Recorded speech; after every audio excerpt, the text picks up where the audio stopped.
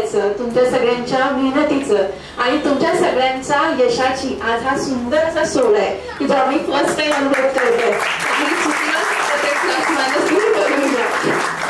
तर बघा, अमोल सर आणि मी कोरोना काळामध्ये आम्ही जेव्हा YTPLची जेव्हा सुरुवात केली तेव्हा मोठं असं स्वप्न उराशी बाळगून आपली YTPLची सुरुवात झाली. त्याच्यामध्ये असं होतं की कोरोनाच्या काळामध्ये जेव्हा नंबर ऑफ लोकांचे रोजगार गेले होते त्यामुळे आम्ही तेव्हा स्वयंरोजगारावर भर दिली आणि तुम्ही बघितलं असेल तर 90% आपल्या सोबत लेडीजच आपण सोबत आपण एका फॅमिलीमध्ये आहोत आणि एका फॅमिलीमध्ये इतक्या सगळ्या लेडीज काम करतात तर तुम्ही विचार करा तेव्हा एका घरात 2 लेडीज सोबत राहू शकत नाही तर आपण इतक्या सगळ्या लेडीज एकमेकांना सगळ्यांना सांभाळून आपण सगळं करतोय बरोबर. तर बघा इतकं मोठं जे स्वप्न आम्ही उराशी बाळगून आज आपलं YTPL सुरू आहे. तर त्यात असं होतं की मी फक्त आमच्या तालुका प्लेसला फक्त मर्यादित नाही ना आता, कारण मूर्तिजापूर सारख्या ठिकाणमध्ये तालुका प्लेस बरोबर. तर तालुका प्लेसला डिस्ट्रिक्ट प्लेसला जावं, विविध कंट्रीज मध्ये आपले विद्यार्थी असावे. तर इतकं मोठं स्वप्न तर पाहिलंय पण ते स्वप्न जर मला पूर्ण करायचं आहे तर आम्ही दोघं तर प्रत्येक ठिकाणी नाही जाऊ शकत बरोबर. तर ते माझं स्वप्न जे आहे जे आम्ही पाहिलेलं आहे जे आम्ही दोघांनी पाहिलेलं आहे ते स्वप्न आता पूर्ण करण्यासाठी मला तुम्हा सगळ्यांची मदत लागणार आहे आणि मला गॅरंटी आहे की माझी पूर्ण YTPL फॅमिली माझ्या सोबत असणार आहे बरोबर की नाही. आपण एक कुटुंब आहे तर कुटुंब म्हटल्यानंतर काय असतं, ज्याला जेव्हा जेव्हा गरज आहे त्याला मदत करणं. कारण जेव्हा ट्रेनिंग येते मला माहिती आहे मॅडम बॅक कॅमेरा होत नाही, माझ्या सांगायच्या पहिले दुसरं लगेच सांगतो की असं बॅक कॅमेरा कर बरोबर की नाही. क्लास करता एखादा क्वेश्चन जर मी इन केस काही इन्क्वायरी आली मी बिझी असेल तर लगेच त्या ग्रुपमध्येच एकमेकांचं डिस्कशन होऊन जातं की नाही ये फॉर्म्युला ऐसे लगाना है भाई, ऐसे करना है, इसका आंसर ऐसे आएगा. तर आपली फॅमिली आहे की जी लास्ट गेल्या काही 4-5 महिन्यापासून जे काही आपले ट्रेनिंग झाले तर ते वर्कशॉप कसे घ्यायचे ते सुद्धा एकमेकांमध्ये जाऊन बघतात. त्यामुळे हे खूप चांगलं आहे. असं होत नाही आपल्या फॅमिलीमध्ये की तो समोर जाते त्याला मदत करायची नाही किंवा आपल्याकडे ऍडमिशन नाही असं आपल्यामध्ये तो म्हणजे मनात अशा भावना आपल्यामध्ये येत नाही. तर ही खूप मोठी गोष्ट आहे की एका फॅमिलीमध्ये राहताना एकमेकांना आपण सपोर्ट करतो आहे म्हणून आपण इथपर्यंत पोहोचलोय. तर आता बघा यशाचा इथपर्यंत टप्पा आता मला वाटते YTPL ला आपल्याला 5 वर्ष पूर्ण होत आहे जून मध्ये. आणखी मोठी उंची जर गाठायची आहे तर नवीन नवीन आपल्याला संधी येतील, त्या संधीचा आपल्याला फायदा घ्यायचा आहे. तर तुम्ही सगळे तसरी तयार आहात. तर थोडासा माझा जो जर्नी आहे थोडीशी मी एक्सप्लेन करेल, मला बोर करणार नाही, तुम्हाला एक नवीन काहीतरी शिकायला मिळेल. काय होतं ना की जेव्हा मी 1-to-1 आपण मीटिंग घेतो किंवा आपण जेव्हा आपली जनरल मीटिंग होतं आपल्या ऑनलाईन झाली आतापर्यंत तर खूप लोकांचे काही प्रश्न असतात जे पर्सनलाइज असतात.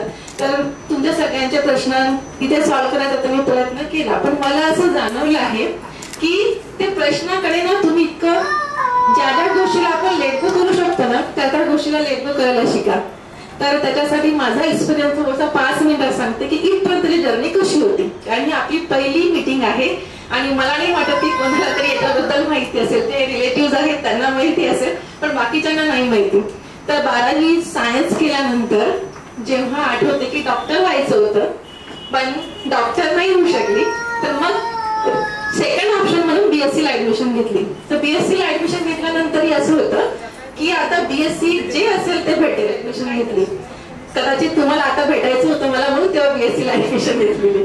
तर 2 वर्ष 1 वर्ष तर व्यवस्थित गेलं. 6 महिने काकूंकडे होती, काकू पण इथे आहेत. तर त्यानंतर दुसरे 6 महिने कारण खूप लांब प्रवास होता, शिवाजी कॉलेज अकोलामध्येच BSc झालेलं. तर कोलखेड ते शिवाजी कॉलेज सायकलला जाणं खूप कंटाळा यायचा म्हणून मग नंतर फ्रेंड सर्कल मध्ये राहायला गेली. पण खर्च खूप जास्त होत होता. लक्षात आलं की नाही आता इथे कुठेतरी स्टॉप करायला पाहिजे कारण खर्च खूप होता. तेव्हा जेमतेम परिस्थिती पण आई वडिलांनी कधीच कोणत्या गोष्टीला रोकटोक केली नाही, पहिल्यापासूनच नाही केली कारण शिकायची पहिल्यापासून आवड होती. त्यानंतर डिसिजन घेतलं की आता नोकरी करायची म्हणून इंटरव्ह्यू दिला, बँकेत जॉब मिळाला, क्रेडिट सोसायटी ज्या असतात पतसंस्था त्याच्यामध्ये जॉब केला 6-7 लाख. जेव्हा खूप काही लाईफ मध्ये येतात तर त्याला सोल्युशन पण असतात. फक्त काय असतं ना आपल्याला बघण्याचा दृष्टिकोन आपल्याला चेंज करावा लागणार आहे. सरांशी बोलली जे थँक्यू ते सगळे माझे शिवाजी कॉलेजमध्ये सर इलेक्ट्रॉनिक्स फिजिक्स आणि कॉम्प्युटर मध्ये BSc होतं. सरांनी म्हटलं की अभ्यास कर, जेव्हा वाटलं तेव्हा प्रॅक्टिकलला यायचं, फक्त ते बीएससी 1 वर्षाचे केलंय ते ड्रॉप आउट नको करू, म्हणजे जेणेकरून 1 वर्ष तुझं वाया जात नाही. तर माझं होतं की मी आता बीए करते, कसं ग्रॅज्युएशन करायचंय, ऑलरेडी नोकरी आपल्या हातात आहे. पण ते तसं झालं नाही. कदाचित त्याला वरती परमेश्वराला ब्रह्मांडाला त्या गोष्टी माहीत असतील की नाही आता हे असं नको करू, पण तुला बीएससी कम्प्लीटच करायचं. तर बीएससी कम्प्लीट कसं केलं, लर्निंग विथ अर्निंग वाला कन्सेप्ट तो मी स्वतः अनुभवलेला आहे.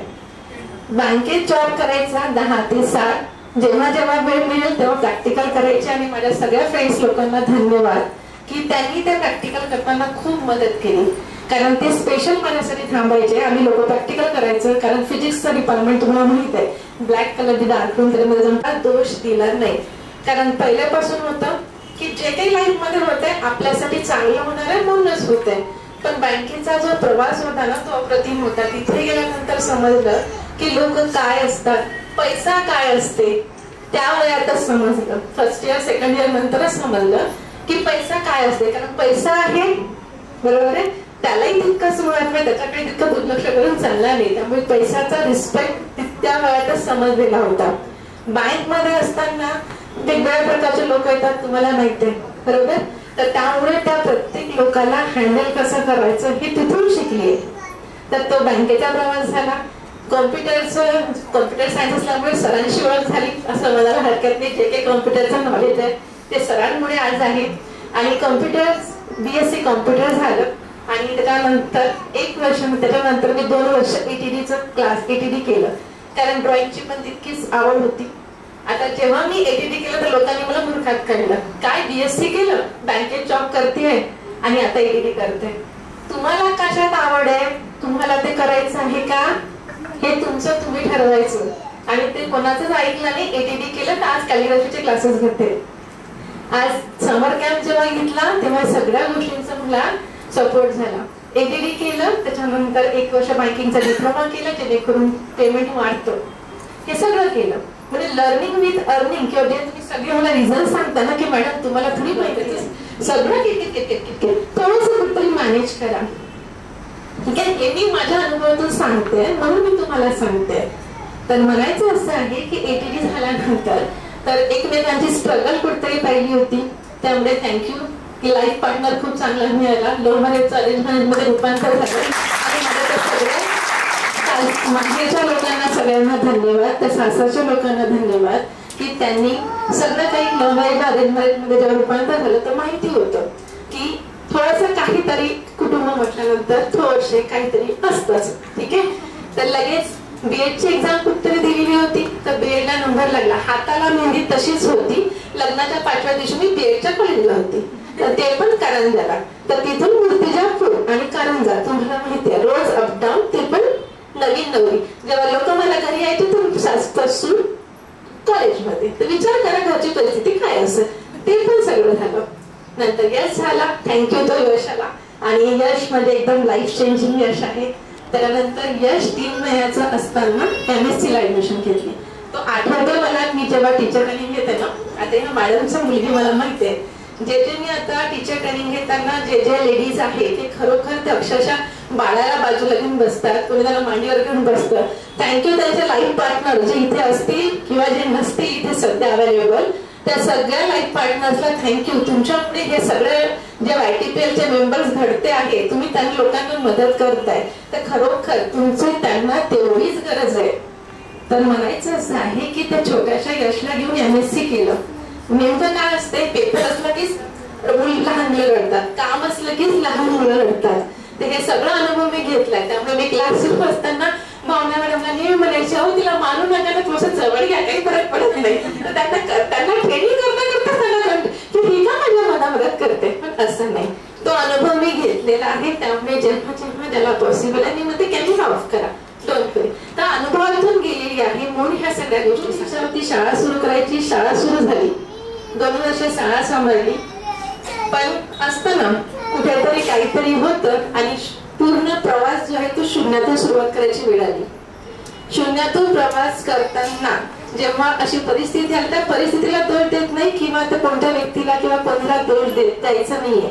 थँक्यू त्या सगळ्यांना, सगळ्या शुभचिंतकांना की त्यांनी त्यावेळेस जर ती परिस्थिती आली नसती तर कदाचित आज YTPL उभं झालंच नसतं. कारण विचारच नसता केला ना, सगळं सोडीत सुरू होतं, बरोबर.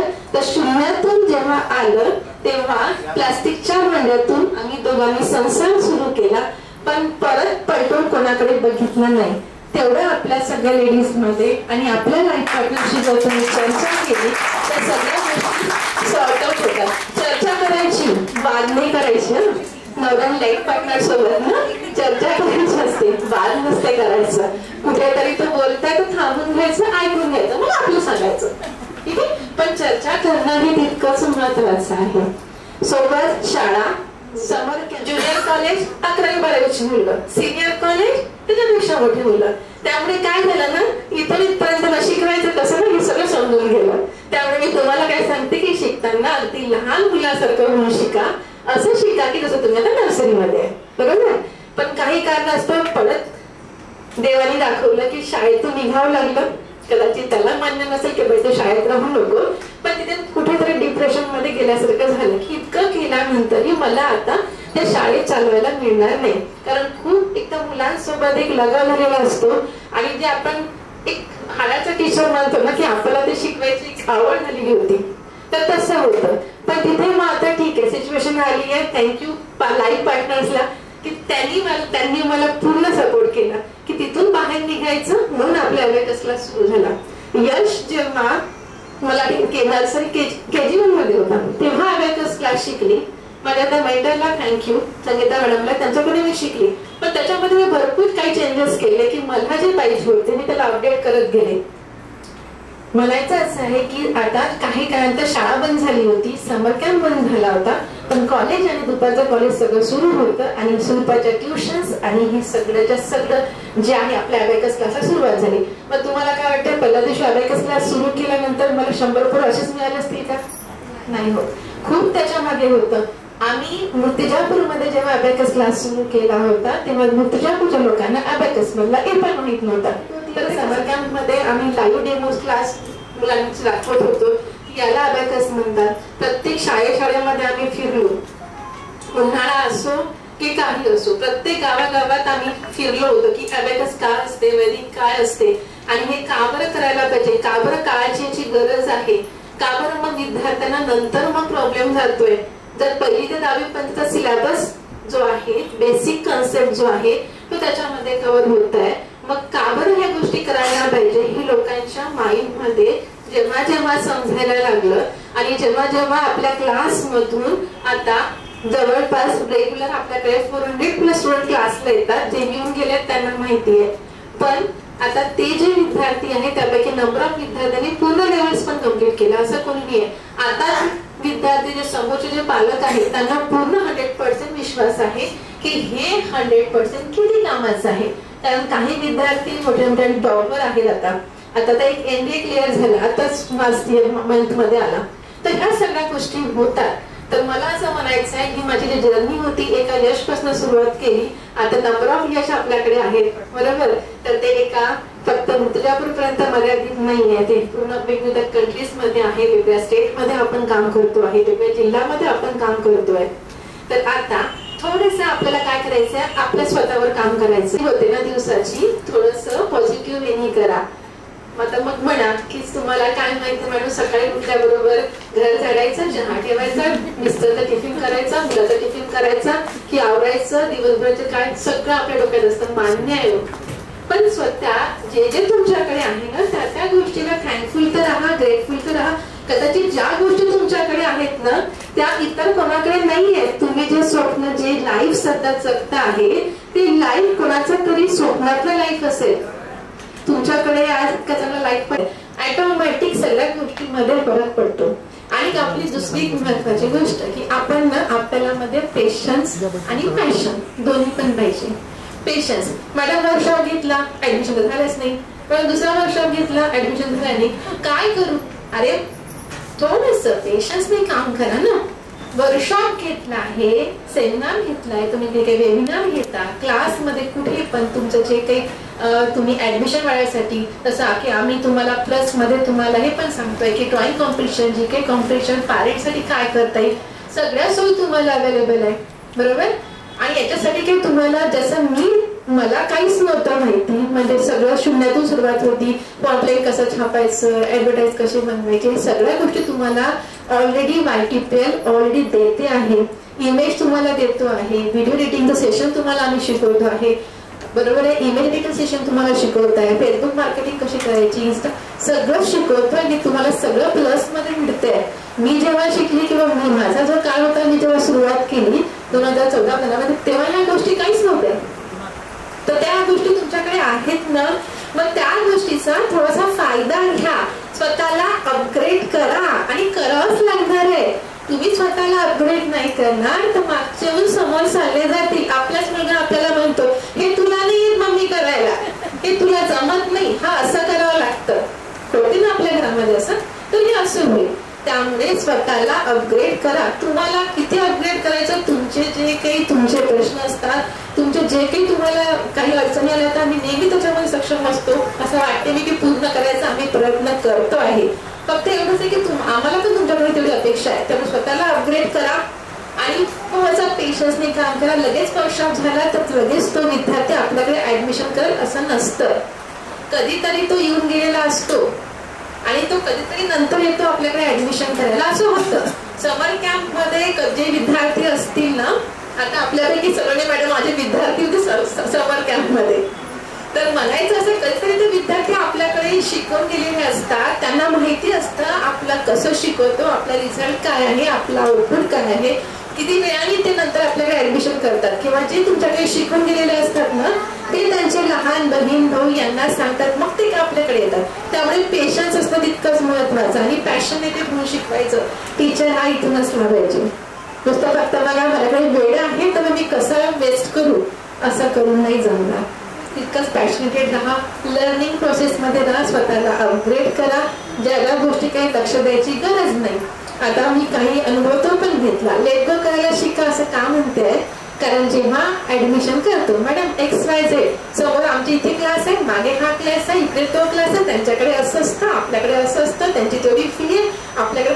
अरे पण तुमच्याकडे काय आहे, तुम्हाला YTPL काय दिलेलं आहे याच्यावर फोकस करा. समोरचा काय करतो 100% द्या, मग रिझल्ट नाही आलं तर मग मला फक्त लक्ष देणं बंद करा की तो काय करतोय. ठीक आहे. त्यामुळे सगळ्या YTPL मेंबर्सला रिक्वेस्ट आहे की दुसरा काय करतो आहे काही गरज नाहीये, स्वतःला तुम्ही अपग्रेड करा. तुमचा मागच्या वर्कशॉप मध्ये काय चुकलं आहे त्याच्यावर थोडासा अभ्यास करा, जेणेकरून पुढच्या याच्यामध्ये ती मिस्टेक होणार नाही. ठीक आहे. आणि जाता पुन्हा एकदा एक सांगेल की मोठी स्वप्न पाहायला विसरू नका. जितके मोठे स्वप्न पाहाल तितकं पूर्ण करायच्या मागे आपण लागू ना, बरोबर. आणि सगळ्यात महत्वाचं आणखी की सेल्फ लव्ह असायला पाहिजे.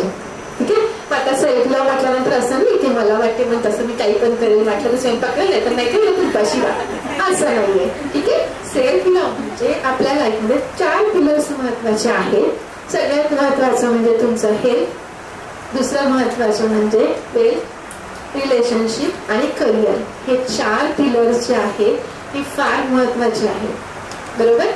मग आता हेल्थ, कारण मी लेडीज आहे, मी पण माझ्या हेल्थकडे लक्ष दिले नाही. 35 इयर्स मध्ये जेव्हा मेनोपॉज झालं तेव्हा समजलं की आतापर्यंत लक्ष दिलं नाही, ते एज निघून गेलं. त्यामुळे हेल्थकडे तुम्हाला तितकंच लक्ष द्यायचं आहे. ऑटोमॅटिकली वेल्थ, ऑटोमॅटिकली थोडंसं कमवायला लागलं, लाईफ पार्टनरला मदत होईल, आपली स्वप्न पूर्ण होतील. त्या विद्यार्थ्याला आपल्याला घडवायचं आहे, ज्या विद्यार्थ्याला आपली गरज आहे त्या विद्यार्थ्यांपर्यंत आपल्याला पोहोचवायचं आहे.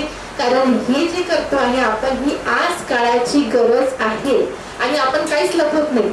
मला नाही वाटतं आपण काही लपवतो. आमचे जे स्टार्टिंगला वेबिनार होतात त्याच्यामध्ये अंकिता मॅडम, श्वेता मॅडम पूर्ण तुम्हाला सगळ्या गोष्टी क्लिअर करतात की आपण काम कसं करतो, आपले विद्यार्थी कशा पद्धतीने करतील, हे सगळं आपण क्लिअर करतो. आपण लपवत काहीच नाही. आणि ज्यावेळी मी तुम्हाला ट्रेनिंग देते त्यामध्ये तर मी तुम्हाला तेच सांगते की लपवायचं काहीच नाहीये. समोरचा जो काही तुमचा पॅरेंट्स असेल आपण क्लिअर सांगतो की ही अशा लेवलमध्ये असं असेल, असं असेल. कुठे लपवतो का आपण, मग काय प्रॉब्लेम आहे समोरच्याला तितकी फीस न द्यायला. क्लिअर. फक्त कुठेतरी स्वतःवर विश्वास ठेवा. ऑटोमॅटिकली जेव्हा आपण अर्निंग करू ऑटोमॅटिकली सगळ्या रिलेशनशिप मध्ये ऑटोमॅटिकली सुधारणा होते. होतं आणि ती काळाची गरज आहे. त्यामुळे सगळ्यांनी आजपासून मोठे स्वप्न पाहायचे आहे आणि सगळ्यात महत्वाचं म्हणजे की थँकफुल राहायला शिका, ग्रेटफुल राहायला शिका. कारण इतक्या सगळ्या गोष्टी तुमच्याजवळ आहेत ज्या जगात कोणाकडे कदाचित नसतील है ना. कोणाच्या स्वप्नातलं लाईफ तुम्ही जगता आहे जे आपल्याजवळ आहे. सगळ्यांसाठी थँकफुल राहा. तर जाता जाता फक्त आता एवढंच सांगेल, जास्त वेळ घेत नाही कारण प्रोग्राम खूप मोठा आहे आणि आपल्याला वेळेचं बंधन आहे. तर जाता जाता सध्या मी फक्त एकच थोडीशी ऍक्टिव्हिटी आपल्याला करायची आहे. आपला राईट हँड जो आहे आपल्या हार्टवर ठेवायचा आहे, डोळे बंद करायचे आहे. ज्यांना मी सांगतो आहे वायटीपीचे फॅमिली मेंबर्स डोळे बंद करा. वाटलं तर मला 2 काही म्हणून द्यायचं, काही फरक नाही पडत. आणि काय बोलायचं ते मी सांगते. सगळ्यात पहिले थँक्यू सो मच गॉड. ज्या देवाला तुम्ही मानता त्या देवाला थँक्यू म्हणायला विसरू नका की त्याच्यामुळे सगळ्या गोष्टी आपल्याला सगळ्या गोष्टी मिळतात. त्यानंतर म्हणायचं आहे मी थांबणार नाही, मी थांबणार नाही, मी थकणार नाही, मी फक्त आणि फक्त मोठ्या यशाकडे वाटचाल करणार. त्याकरिता मला सर्व family members thank you so much God. Open your eyes. जास्त वेळ तुमचा घेत नाही आणि होप सो सगळ्यांना एक मिळालं असेल आयडिया की आपल्याला आणखी काय काय करायला पाहिजे.